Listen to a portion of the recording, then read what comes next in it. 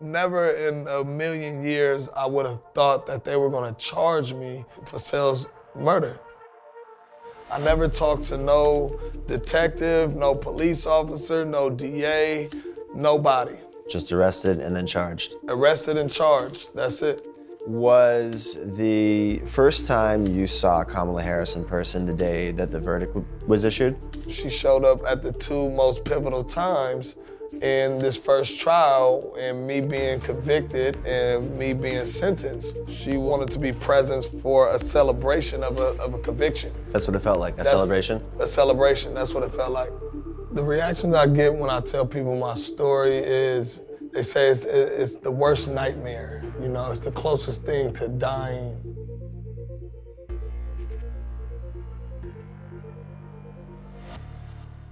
Jamal, I'm gonna read you a quote real quick. The job of a progressive prosecutor is to look out for those overlooked, to speak up for those whose voices aren't being heard, to see and address the causes of crime, not just their consequences, and to shine a light on the inequality and unfairness that lead to injustice. It is to recognize that not everyone needs punishment, that what many need, quite obviously, is help. Kamala Harris wrote that in her book, The Truths We Hold. Does that sound consistent with the with the brand of justice that you saw administered by offices that she was running? It definitely sounds like Kamala Harris right now as a senator. But at the time of her being the head district attorney of San Francisco, that is almost polar opposite of what I felt and what our community felt in San Francisco. So Jamal, where are we? Right now we are in Sunnydale Projects, where I was born and raised at. Now, this isn't a place that you'll want to bring outsiders into, and a place that they don't want to go. This ain't a place that feels comfortable. It feels like you might get robbed, you might get shot. The police were keeping files on you, and your brothers, and other people who were living in Sunnydale from a very young age. They already had me labeled, because I'm in this community, as a potential gang member, potential killer, potential drug dealer. You gotta wake up to the fact that, you know, things are set up against us. There is a conspiracy. Yes. It happened to you. Exactly. It's proven in court. Absolutely. Places like this have been developed for predominantly African-American people to not be able to succeed beyond it. Yeah.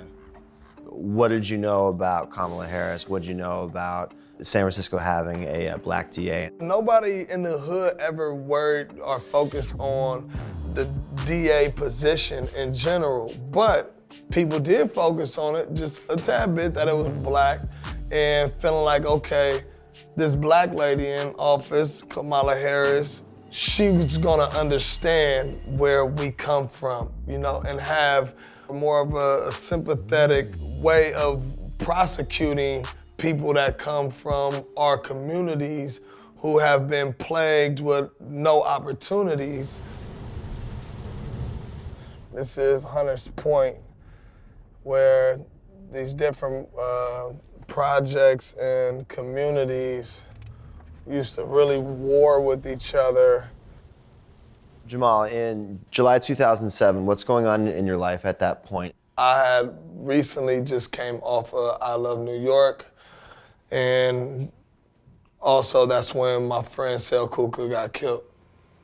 More than a year goes by and no one's been arrested in the case. You hadn't even been questioned.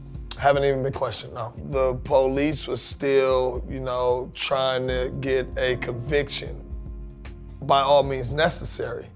When I was arrested for it, the community knew I didn't do it. And it was here we go again. See, this is why we don't trust, you know, law enforcement, because it gets to a point where somebody who didn't do something goes to jail for it. I don't have no history of crime. What's up, boy? I have a history of being around in the community, but that doesn't mean that I'm a suspect. I'm like, oh man, I'll be out within 72 hours. They're gonna figure this out. They're gonna clear this up. And then when you found out what the evidence was that they supposedly had you on, there wasn't much there. Can you describe what it was? They had a woman saying that she seen me kill cell. The second witness that they had really wasn't a witness at all. She said anything that the police officers wanted her to say, and they said that her recollection of the events was extremely credible. So that's what ultimately got the arrest warrant. The District Attorney of San Francisco, Kamala Harris, appeared in the courtroom during your trial twice.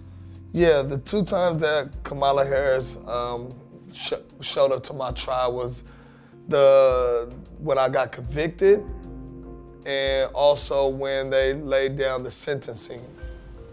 When you saw her on the day that the verdict was handed down, did you take that as a bad sign? It felt to me that she was well aware about my case, and she was there to set her presence, almost take pride in getting a conviction.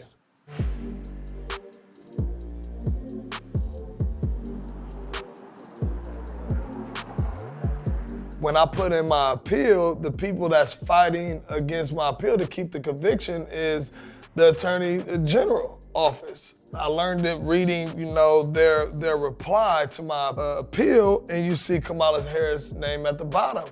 And now it's starting to feel a little personal.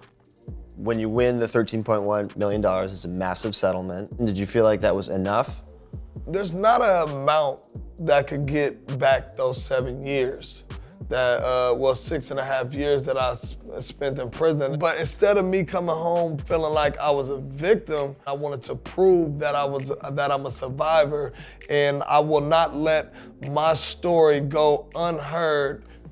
I'm not necessarily saying I'm looking for an apology, but some acknowledgement from her that she could have messed up would be, of course, that'd be huge. You could have made some mistakes. You could have missed some things. For me, it was a big miss. I had life in prison. I've met people in prison that was wrongfully convicted. I want my story to be out to provoke reform, ultimately. Beyond that, I want to be able to be who I want to be. I'm an actor, I'm a musician, I'm a father. I'm more than this person that was framed. I'm more than this person that was wrongfully convicted.